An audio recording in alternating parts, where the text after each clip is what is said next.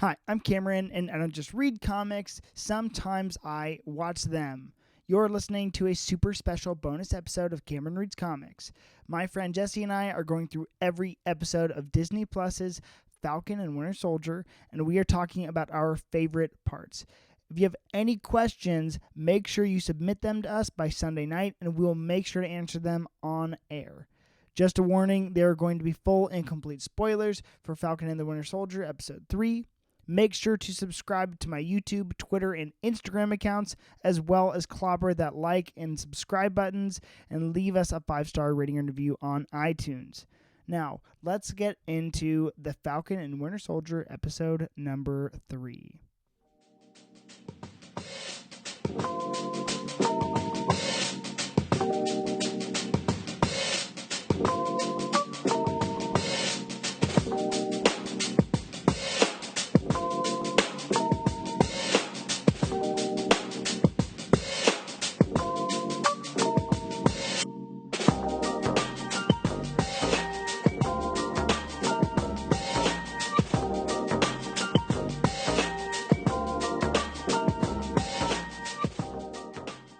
Okay, so welcome back, Jesse, to the Cameron Reads Comics podcast, but this isn't even the Cameron Reads Comics podcast. This is our Falcon and Winter Soldier review. I'm so happy to be here. How are you feeling? How are you feeling about the show? We are at our halfway point. How are we feeling? I feel fantastic. I really like this show a lot. Okay, so before we even get to this week's episode, though, there's something we need to talk about that we missed last week. Yeah, we missed it. Well, I don't know that we missed it. We missed it. It was, okay, like, when they do like tongue-in-cheek like Easter eggs, they're usually a lot less subtle. Yeah. And this one, it wasn't even subtle. It just kind of was. It was there. Yeah, it was there. Okay, so what we are referring to is when Bucky and Sam went to Isaiah Bradley's house. They met his little nephew. Or his grandson. Yeah, he's the one that answered the door. He's the one who answered the door, and he just said, literally, his only line the entire show was, "There's no one here by that name." You know what I mean? Yeah, homie answered the door. Answered the door, and he's like, "You don't need to be here." And we missed it. And we only caught that Isaiah Bradley was the first African-American super soldier, but the ramifications within that are such a big deal because the kid who answered the door, his grandson, is Elijah Bradley, who is now known in modern Marvel Comics as Patriot, which is he's a young Avenger. And isn't he like a version of Captain America, right? Yeah, he's like a young version of Captain America. You know, and I just think that after this, you and I are going to read Young Avengers because I think we should. We are getting, for a team that's like 6 characters deep, I think we're on number 4 or 5. Yeah. Because we have Cassie Lang, right. Stature. Yep. We have already confirmed and filmed Kate Bishop, Hawkeye. Right, too. So she hasn't appeared formally yet, but she's in it. Yeah. Then we have Cassie Lang, Stature, Wiccan and Billy. That's 4 members already. That's 4. And so Wiccan and Speed. Patriot would be 5. I feel like there's somebody we're missing still, too. Well, there's Hulkling. There's young Iron Man, but he's not in it. Oh, maybe one of the Vision's children. But that's from a different aspect from comics. All right, that's whatever. Off the top of the head. That's what we have. I didn't have notes on that, but we missed a major Easter egg, and that's important. Yeah, because they're definitely at some point going to go forward with the Young Avengers, 100%. Exactly, and so, yeah, we'll go over that, but that spins out of a lot of the other Marvel stuff we read anyways. We'll read the book, and then we'll talk about it. It'll be great. Look at that. It's just like one gigantic tie-in for our shows together. Poor Marvel audiences, or poor new listeners that want to come in and hear us talking about Young Avengers, which really takes place in the ashes of Avengers Disassembled, and that was episode 7 of the podcast or whatever. So, poor guys. Cameron implores you to go back and listen to those episodes. I do. Listen to all the episodes. We're 40 deep now. Not quite, but I'm planning 40 deep. Anyways. So we screwed up. Anyways, back to the ranch. That's a thing that happened, and we needed to mention it. So yeah, it's a big deal. It is. Okay, so now getting into this week's episode, I feel the pacing. I don't even have any questions about the episode yet. how did you feel about the pacing of this episode? Because it was just hit after hit after hit. They were, boom, we broke him out of prison. Boom, we're in Madripoor now. Boom, like now it Sharon started Carter. and it did not let up for the damn near an hour, and it was fantastic. Holy crap, man! How many times did you watch this episode? I watched it 1.5 because I didn't get quite all the way through the second time. Yeah, I only watched it once. Like I guess almost 1.5 because I started it really late on Friday night and I was like asleep and I had some beers and so I was like Cameron was a sleepy guy. I was a sleepy boy and so I was watching it and I was like I'm not even watching this and then I restarted it last week or Saturday afternoon. I guess it's Monday. I feel you know what? I feel like you didn't. I feel like you missed it. Did you miss anything? Did you like it? Oh, I'm What's sure going I on? missed something. I really liked beers this. for Cameron. I was like, honestly, my weekend was just boom, boom, boom. I was always doing stuff, and now I'm also on top of that preparing to do stuff because I'm recording twice today. I got stuff going on. So your weekend fit the pacing of the episode. Literally. Oh, same thing. And it was like I just remember watching the episode, trying to sit down and actually watch it for the second time, and then. But by the time they had broken him out of prison, I'm like, wait, what? Baron Zemo gets broken out of prison, and it's the way. I mean, that in and of itself is like that's how we get him.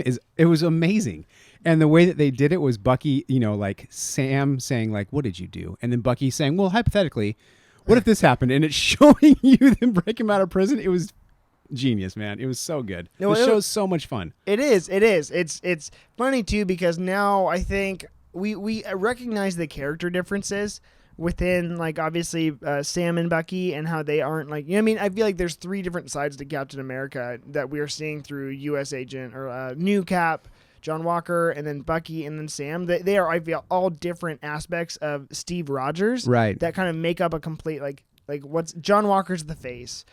Bucky is the man out of time, and then like Sam is the tradition and the legacy. And I feel like in previous episodes we've seen like the character differences, but in the new these last week I think we kind of saw how I guess when they go into a fight how they're different. And in this one I think we saw one of the most major ways that Bucky is not or Bucky and Sam's like moral integrity differences. Yeah, Bucky was willing to take a huge risk breaking Zemo out of prison where Sam wouldn't have even considered that, right? Like exactly. It's not even a thing. What do you think Steve would have done? Oh, man, I feel like Bucky knows what had to be done to figure out what was happening, and I think that Steve at like old Steve, right? Like first, phase Steve wouldn't have done it, but the later Steve that was, after the Civil War and shit like that, he would have done it. I think he would have done it. I think so too, because I'm like, it had to be done. That was, Yeah, the way like Steve works, I think is so. I'm like, I don't know, and you kind of see too how they lean into like the autonomy that the Avengers have as opposed to someone like John Walker has, because. But even then now, like, I don't know, in this episode, I guess we can transition to the next point, which is John Walker saying, okay, we got to get this done. They just want it done. Do you think they care how we do it?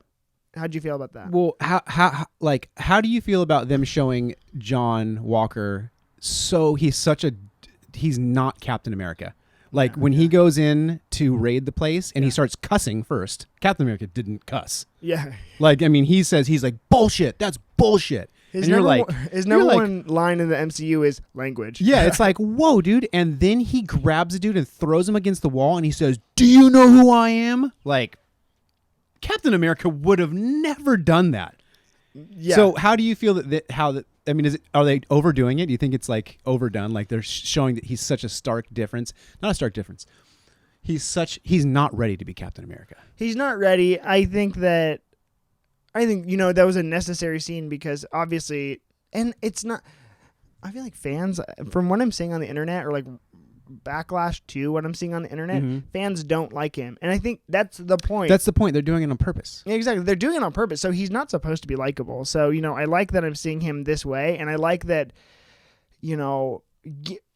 it's the classic, you give someone a title and they get a power trip. And I think maybe this is who the guy has always been. And it's just get the job done at all costs. Almost kind of like, how we're seeing in Suicide Squad, like Peacemaker, but not to the Sure. Not to the extent that he is. I think we're getting more of that side, but it makes me think for the fans that have read the Ultimates. I don't know if I ever gave that to you to read. It was like it's the Ultimate Universe of Marvel, their take on the Avengers.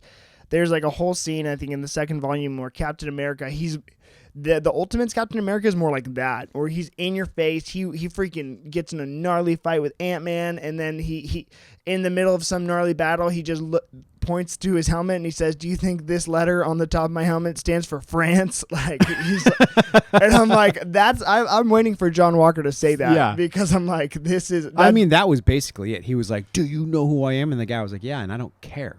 Yeah, it means nothing to me. Because it doesn't mean anything to Steve either. Yeah, a homie needs anger management classes, though. That's what I learned from John Walker's scene. I was like, Jesus, calm down, buddy boy. We didn't spend much time with him. Like, were you glad? No, I'm glad. I didn't need him in that episode. I need more Zemo, Falcon, and Bucky time, because it turned from a two-man like movie show to a 3-man, and it was I am all in, dude. Oh yeah. Did you like it, or did you think it was kind of corny with Zemo joining the kind of like buddy system? I just don't know how I feel about how seamlessly he kind of came in and fit in. They were just like, "Oh yeah, we're gonna let you work with us. Come on in. We don't trust you, but okay, let's take your private jet." And all this, but Sam was like, "Yo, man, you're rich." He's like, "Yeah, I'm a baron." Like, what's the way that they slid all that in? Yeah, it wasn't forced. It was very sudden, but I was all for it, dude. Like, they just slipped it in. They got on his jet. I mean, he's basically like. He's like the Sokovian Batman, right? Yeah, and I'm so down for that, because I think that Zemo, his title in the comics is Baron Zemo, and the way they like leaned into that, because in Civil War he wasn't Baron Zemo, he was Helmet Zemo, which is just his name. Yeah. And so they went into they leaned into that and almost did some like course repair. By making him the Baron. Yes. And I was like so down, and then they made the mask call that work. Retconning. Yeah, it was a good retcon, very seamless. Yeah. If it's a retcon at all. Wait, did you just mention the mask? Yeah, and the mask. The mask and his jacket. I didn't think that jacket could work, and it worked. Oh, the jacket was great, dude. And he was wearing that before the mask. Ooh, yeah. But when he put the mask on, I was like, oh, just for he only put it on for one scene. He's like, I'm going to put this mask on and blow up that gas tank. Fuck yeah. Oh, it was so cool. Like, 2 collars that the MCU has been able to make work, like translate, the Vulture and Zemo's collar, which is like, those should not work. They made it work. It's one of the things that you look at on paper, right, in a book, and you're like, they can't pull this like big furry collar off. There's no way. Yeah. And totally did. Nailed it. And Zemo's my favorite villain. And so I love the idea of the scene with Sam. Or the first thing that he says, like first dialogue we get from him when Bucky enters the rooms, he starts reciting words. Yeah. And he's like, that is still in you. Yeah. So I really, really liked that. You know what? And speaking of that whole thing, I liked that they went to Madripoor, which is like Saigon, or not Saigon. It's like Singapore. It's like Singapore, right? Yeah. And I liked that they used him as the Winter Soldier. Like, that was his role to play when they went there, was you're still activated, you're my Winter Soldier. And it was so cool. Mm-hmm. And Sam kept asking him, like, are you okay? And he's like, yeah, man, I'm good. But you could tell that it was still there. He just went right back into that role, man, of like just whooping ass. It was so unique too, the way, like, okay, so I have a question for you. Yeah. The person that they met, here's something I actually missed, because I was honestly, with this episode and with everything going on, like, I had a hard time keeping up with just typing and like paying attention to what's happening on screen. It was a lot, and it was fast. And so, the woman that they met with, did she have a name? Yes. Did they call her Viper by chance? No. Okay. It was Selby. Okay, Selby. Okay. I believe. Because I looked up Madripoor because it is another fictitious continent or country, I'm sorry. Right. In MCU. And it has ties to the X-Men lore. It does. And so does she, because I looked this up as well. Great. But in the book, she's a man. Okay. They do that a lot. That's fine. But she is in an X-Men book, and she's a mutant. Oh, wow. She can basically hack computers with her mind, whatever. Oh, awesome. Yada. I actually thought for a minute, I thought they were in wherever they were in Black Panther. When Black Panther, they're in the casino. Oh, yeah, Remember, yeah, the casino scene? I thought they were in the same city because it looks very familiar. Yeah. but you know me, and you know my love for like all things neon and like Blade Runner, like and Akira, you know, yeah. Akira, Blade Runner. I was like, yeah, dude. I don't know where they're at, but this place is fire. This episode is banging, and it was just click, click, click. It was great, man. Yeah. I was waiting for Madam Hydra, who I think is still, because that's what I thought that was when I looked. If you just go in the Marvel, like, and not Marvel Cinematic Universe, but Marvel Comics, like wiki, it goes in and it's like Madripoor, because I know I've heard of it, and yeah, right, there's a whole mini series of the X-Men based in Madripoor, and I'm like, I don't know what this is. And so then when I looked at the major ties, it has some ties to Wolverine there, but it also has ties to Madam Hydra. And I'm like, that's a really cool villain that I think we are going to see within this next phase. And Madripoor, I believe, is like in the X-Men world. Like, isn't it a place where mutants can go and basically like not be themselves, but it's, it's like it's a place that criminals go and hang out and hide. There's Hightown and Lowtown, real. Yeah. They were pretty straightforward with that one. Like, oh, Hightown, Lowtown, we're in Lowtown. Yeah, exactly. Which actually, okay, so that scene in Madripoor eventually leads us to the introduction of another character, Sharon Carter. Sharon Carter, man. How did you like her introduction? What an episode. Dude, she was like, to me, she was like Black Widow times 1,000, right? Yeah. She was kicking ass. And she should have been. Like, you feel that she should have been kicking ass sooner. Yeah. As a character. I don't think it's a mystery that I think Marvel has not treated their female characters as well as they could have. Yeah. I think the only powerful one we have, is Captain Marvel right now. And for those that want to rebuttal and say Black Widow, I'm going to say they killed her off. Yeah. So, yeah, they did. Like, and we have that, but it's time for more powerful women. And like Sharon Carter is I think I said it last week, one of my favorite in the Captain America like realm, because her and Steve like tag team missions together and like for S.H.I.E.L.D. and it is just always awesome. Dude, so her when she's outside of the container and she's watching, making sure she's covering. Yeah. She straight up kills like 20 dudes. Yeah. And like, not, sometimes Marvel is very, with their violence, they're very like low key about it. Like people might die she was killing dudes. Like, she was shooting them in the face. It was, you're not wrong. Dude, it was violent and I loved it. It was absolutely amazing. Yeah. And it just showed her like gnarly qualifications and, oh man, she's just cool. Do you think, she came in and she did her thing. She's almost like, hey, I was already like doing what you guys are here to do. You guys are almost you're in my way almost, right? Yeah. Do you think that's all we're going to get of her? Or no? I think, well, okay, so here. I mean, in this, because it was kind of like she got in the car and she was like, oh man, telling her assistant or lady or whatever, she's like, we got a couple problems. Like, meaning all three of them, really. Yeah, exactly. And like, I guess before we get into that, because there's a fan theory that's been spread around about her. Oh, yeah, let's hear it. That relationship. But before we get into that, okay. I wanted to ask you, how did you feel about the justification of her being in Madripoor and her being on the run for as long as she has been? Because she became an enemy of state after the issues of Civil War. Yeah, I know. I mean, she was helping Steve, and that's why she was, an enemy of the state, and she got blipped. I don't know. I mean, it was fine. I didn't think about it too much before, and they explained that. But like, really, like Bucky got pardoned, and everybody else is cool, but she still has to be on the run. I'm okay with her being on the run, and I'm okay with Sam saying we're gonna get you pardoned or whatever because it works that way. But like, it's almost like, really, like, yeah, she's still hiding out in Madripoor. Like, she's still not welcome. I don't know. Which leads into I just asked because I don't know either, but which leads into one of my questions and one of the fan theories. Obviously, she has kind of given herself now she has a level of power and she's a higher person. Yeah, who's she working for? The fan theory is that she is the power broker.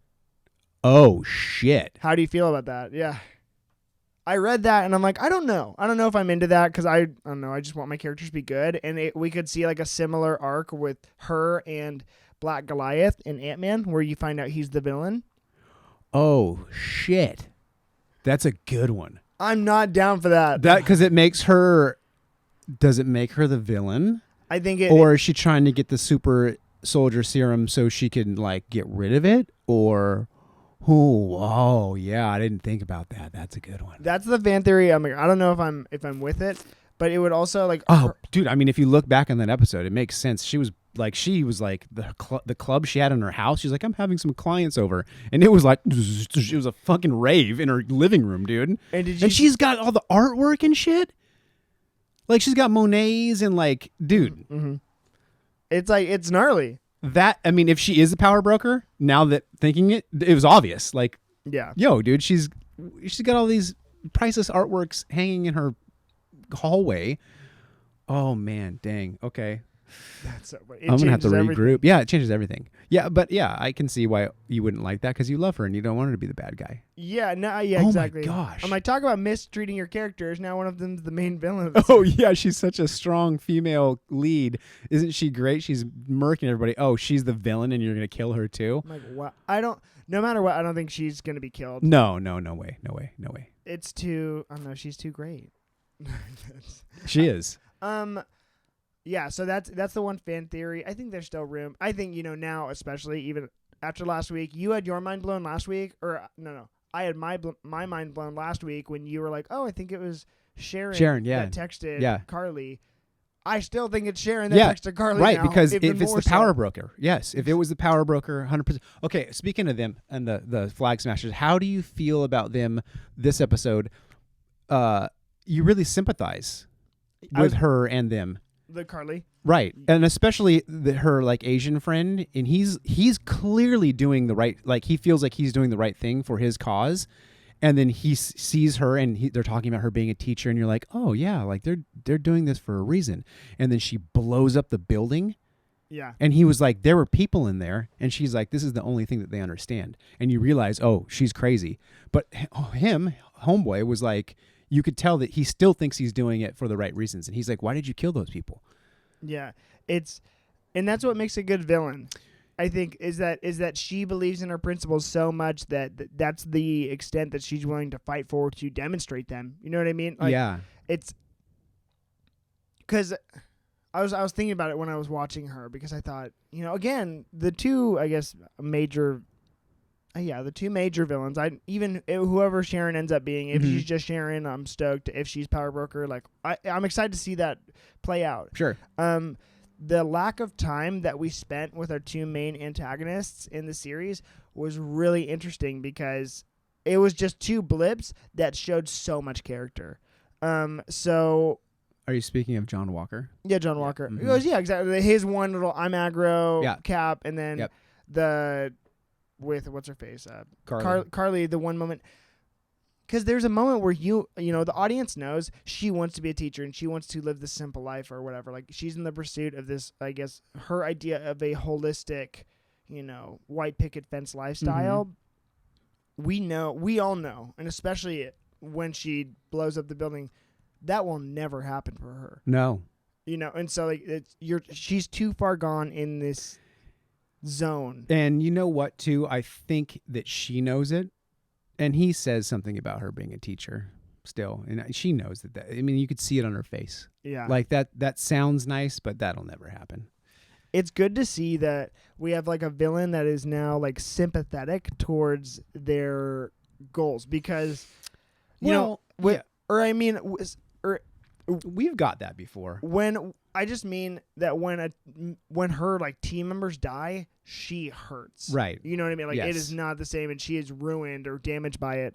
That is not what we haven't seen that with Thanos. We obviously never saw that with Ultron, but like we haven't quite seen that side to a villain, which makes them so like a sympathetic character. That's what I thought was the strongest thing with Black Panther was being able to. I in that movie I liked the villain. I liked Killmonger more than I liked.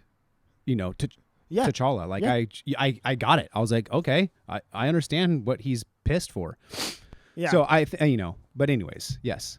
I agree. But you're right. Most of the villains have been like, you don't sympathize with him. You're just like, oh, he's the villain. I hate him. Or even just like Thanos. We don't see exactly. We see the villains a lot of the time having fun being evil. I don't think Carly quite has fun. She doesn't enjoy what she's doing. Right. You know what I mean? She just finds it necessary, which is the most compelling. I don't know. At least for me, at this stage in the MCU's like projection or like what's going on with their the way that they need to take villains because it can't just be like a replication of the hero. Yes, you know what I mean? And that's what they have that has been their problem for the entire time. Of the few problems, you know what I mean? Like, obviously, we're still fans. Sure, of course. But when it comes to like that, seeing that, you know what I mean? The way that they're taking it now with Carly, I'm like, ooh, that is just so interesting. And yeah, so, I mean, it's almost like they're tiptoeing the line of you thinking, oh, well, maybe she's not the villain, right? Like you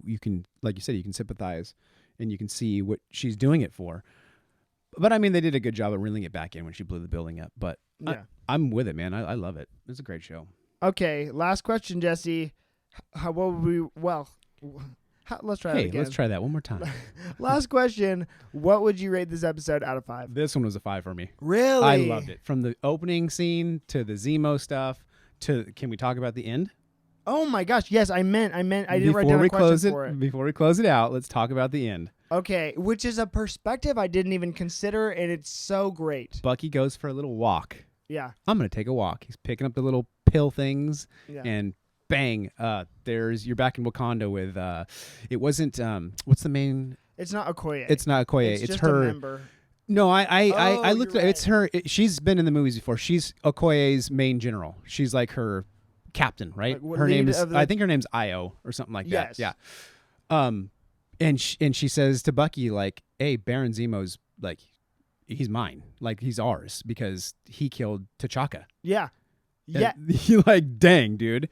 So that leads me to believe that we are going to get a cameo from a Wakandan, whether it's Okoye or what was his like wife, girlfriend? Oh, Nakia? Nakia or Shuri, for sure. I sure hope so. I'm hoping it's Shuri. Me too. Because I feel that would, if they're going to use Shuri going forward as either a Black Panther or a main staple in that story, I think it has to be her. You know, they need to bring her back into the fold. If we're talking about familial legacy, the one whose father died makes the most sense. Right. But, you know, it's, again, that scene goes to show how much thought they put into the narrative. It's like, what are the ramifications universe wide when Zemo is released from prison? Because I didn't think, you don't think about Wakanda when you're thinking about, like, Falcon Winter Soldier. It's like obviously all of the heroes have crossed over, but not the characters within their solo movies. Yeah, I mean, you think about it as far as, him calling him the White Panther and then him making a callback of being the White Wolf. Like, you think of that and you're like, that's a great, like, Easter egg. But then it makes sense that she shows up to talk to Bucky because he was there. I mean, they were the ones that deprogrammed him, so it makes sense that she would show up and be like, yo, Zemo's ours and you're going to help give him to us. I don't know, man. That episode, like I said, for me, it was a 5, dude. Yeah. Absolutely. From that beginning all the way through, pedal to the metal to the end, and it ended on that with her coming out. Like, damn. Exactly. Let's go. Exactly. I feel like that's what an episode 3, middle of the series, should be. Yeah, it blows my mind. We're already halfway through. We're halfway through, and that one was like, it wasn't slow, it wasn't weird. It was like, this is what we're doing, and like, it's so much fun. It is. It's so good. So I'm glad you're down with it because I'm down with it too. Yeah, man. Like the bar scene. Yeah. The bar scene and then everything and then him talking to Sam, like the uncomfortable of like Sam having to answer the phone and talk to his sister. And he's like, yo, what you want? You know what I mean? And she's like, what the hell's wrong with you, man? Oh, man, it was so good. Okay, when it comes to things I missed, I totally missed that. What? Him answering the phone with his sister? Yeah. He answered that's why they had the chick that they were meeting with. Yeah. His phone's ringing and he's like, oh, sorry. And he goes to turn it off. And she's like, answer it on speaker. And he's like, all right. And he's like trying to play it off. Like, you know what I mean? Yeah, and, right. And he is. He's playing it off. And then I totally missed that. And then she's like, Sam, what's wrong with you? And the lady goes, who the hell is Sam? Kill him. And then Sharon snipes her in the face. That's okay. All I remember happening, and this is, Sharon snipes her, dude. Bam. I was also in the middle of a texting Yeah, rampage. it's fine. You were drinking beer. You were texting with me. You were writing notes. You were probably doing someone's schoolwork. I don't know. That's Cameron's side hustle. He does. People pay him to do their homework. That's not true, but that's not true. And also kidding. that B I got, no, just kidding. It's unacceptable. No,